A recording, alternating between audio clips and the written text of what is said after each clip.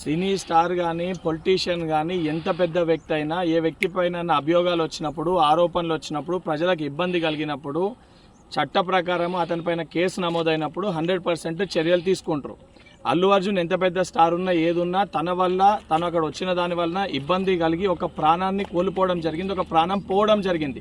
దానికి సంబంధించి ఆయన పైన కేసు నమోదై దానికి సంబంధించి ఆయన అరెస్ట్ చేస్తే, ఎందుకంటే ఇప్పటివరకు కనీసం ఆయన కండోలెన్స్ చెప్పడం కానీ ఆ ఇష్యూ పైన స్పందించలేదు.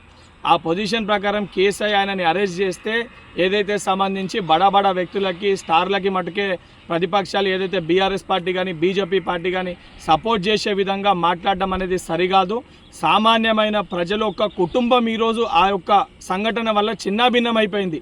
ఆ కుటుంబానికి సంబంధించి స్టార్ ఉన్నా ఎవరున్నా తప్పు ఆయన వల్ల జరిగింది కాబట్టి అభియోగాలు ఆయన ఎదుర్కొంటున్నారు కాబట్టి ఆరోపణలు ఆయన పైన వచ్చినాయి కాబట్టి చట్ట ప్రకారం ఏ చర్యలు తీసుకోవాలో అవి పోలీసు అధికారులు తీసుకోవడం జరుగుతుంది.